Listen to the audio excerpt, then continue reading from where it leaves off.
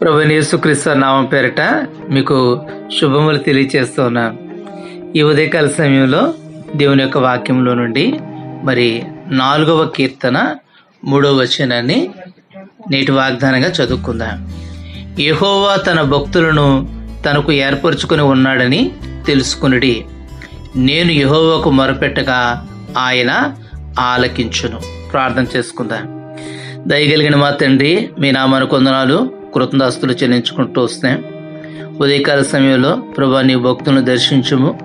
ప్రభా, నీవు వారిని ఏర్పరచుకున్నావని, ప్రభా వారు ప్రార్థన చేస్తే మీరు వింటారని నీ ప్రజలకు ప్రభా వివరిస్తూ ఉండగా నీ ఆత్మ ద్వారా మీరే వారితో మాట్లాడమని, వారిని బలపరచమని యేసుక్రీస్తు వారి శ్రేష్ఠ నామములో ప్రార్థిస్తున్నాం తండ్రి, ఆమేన్.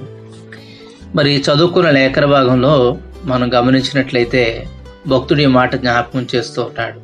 ఏమనంటే, యెహోవా తన భక్తులను తనకు ఏర్పరచుకుని ఉన్నాడు అని తెలుసుకుని.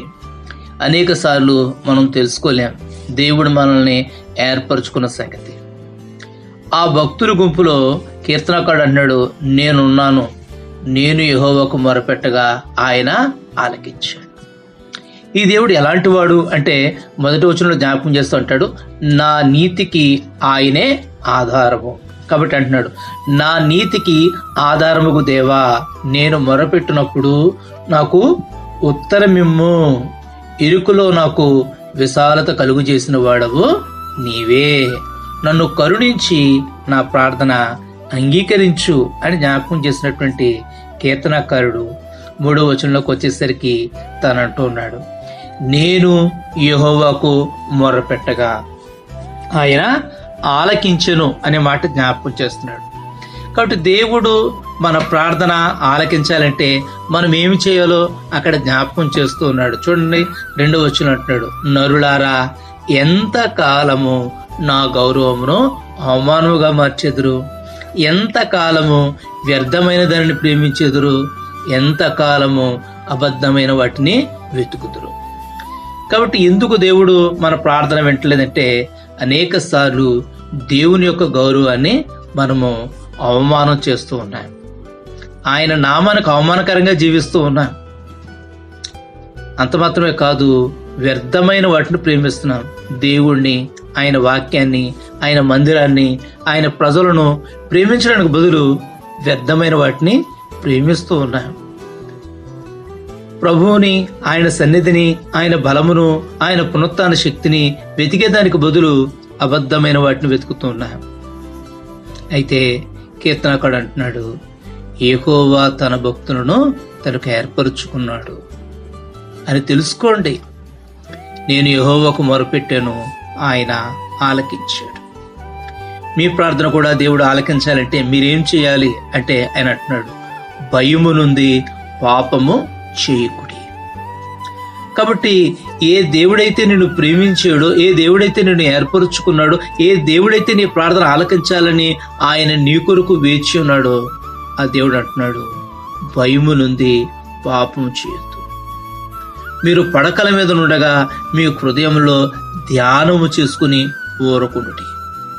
కాబట్టి ఇంకా నిద్ర లేవకపోవడమే, ఇంకా పడక మీద ఉండగానే, దేవా, ఈ దినము నేను ఏ విధమైన పాపం చేయకుండా నీ కొరకు నేను బ్రతకడానికి నాకు సహాయం చేయ ప్రభువా, నా ప్రార్థన ఆలకించు ప్రభువా, నా ఇరుకులో నాకు కూడా విశాలత కలుగు చేయదేవా అని చెప్పేసి ఆయన నామాన్ని ధ్యానిస్తూ, ఆయన వాక్యాన్ని ధ్యానిస్తూ మనం పడకల మీదే ఆయనకు ప్రార్థన చేస్తూ మన దినాన్ని ఆరంభిస్తే ఎంత శ్రేష్టంగా ఉంటుంది.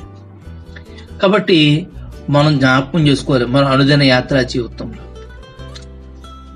ఏమనంటే, ఆ దేవుడు నన్ను ఏర్పరచుకున్నాడు. కాబట్టి చాలా మంది ఏమంటారంటే, మాకు మేలు చూపేవాడు ఎవడు అని పలికేవారు అనేకులు ఉంటారు.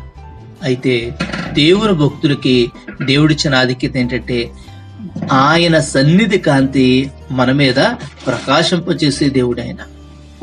కాబట్టి ఇతరులకు, దేవుడు లేనటువంటి ప్రజలకు వారి ధాన్య ద్రాక్ష రసములు విస్తరించినట్టు సంతోషం కంటే అధికమైన సంతోషం దేవుడు మన హృదయాల్లో పుట్టిస్తాడు. మనం నెమ్మదితో పడుకుంటాం, నిద్రపోతాం. ఒంటరిగా ఉన్నా సరే మనం సురక్షితంగా దేవుడు చేస్తాడు. ఇవన్నీ దేవుడు చేయాలంటే మనం ఏం చేయాలంటే వ్యర్థమైన వాటిని ప్రేమించకుండా దేవుణ్ణి ప్రేమించాలి, ఆయన ప్రజలను ప్రేమించాలి, ఆయన సన్నిధిని ప్రేమించాలి, ఆయన వాక్యాన్ని ప్రేమించాలి. కాబట్టి ఆయనను, ఆయన బలమును వెతికేవారుగా మనం ఉండాలి. దేవుని యొక్క నామఘనత కొరకు మనం జీవించాలి.